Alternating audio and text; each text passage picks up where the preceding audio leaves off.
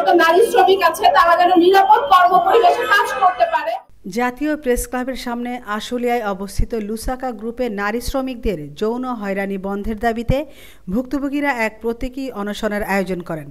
জাতীয় গার্মেন্টস শ্রমিক ফেডারেশন আয়োজিত এই প্রতিবাদী প্রতীকী অনশনে বক্তারা বলেন, আমরা চাচ্ছি এই যে কর্মকাণ্ডগুলো লুসাকা গ্রুপে হয়েছে তার যথাযোগ্য বিচার হোক। তারা তো অবশ্যই ভয়ে ভয়ে আছে, কারণ যারা আসছে তাদের অনেকেরই চাকরি চলে যেতে পারে, তাদের চাকরি যাতে না যায় এবং বিচার হয়, একটা সুন্দর পরিবেশ সৃষ্টি হয় লুসাকা গ্রুপে। ধন্যবাদ। আমাদের ওয়াইফাই ম্যাডাম ছিল, ওদেরকে বলছিলাম, কিন্তু ওরাও আমাদের বিচার করতে গেলে ওদেরকে বের করে দেয়।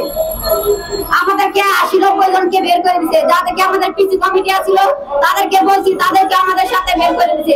আমাদেরকে ছবি টানায় দিয়ে আমাদেরকে বের করছে। আমরা তো এই বিচার চাই। নির্যাতন বা আমাদের ফ্যাক্টরিতে অনেক কিছু চলতেছে, কিন্তু আমাদের কোম্পানি এটা সবকিছু জানার সত্ত্বেও সে কখনোই আমাদের সাথে কখনো কথা বলে না বা কোনো কিছুই বলা হয় নাই, বা আমাদের শ্রমিকের সবাই সবকিছু অবজেকশন দিছে, সে কখনোই প্রতিবাদ করে নাই।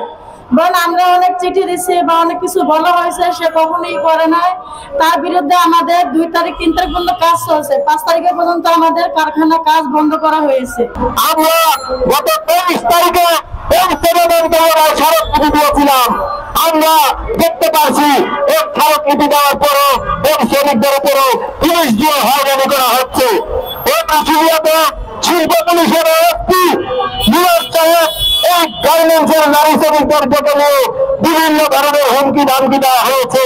শ্রমিক, ছাত্র এবং জনতার রক্তদানের মধ্য দিয়ে এই নতুন সরকার, যদি এই সরকারের আমলে আমরা শ্রমিকেরা সুষ্ঠু বিচার না পাই, তাহলে এই সরকারকে আমরা কিভাবে বলবো যে এটা শ্রমিকদের সরকার?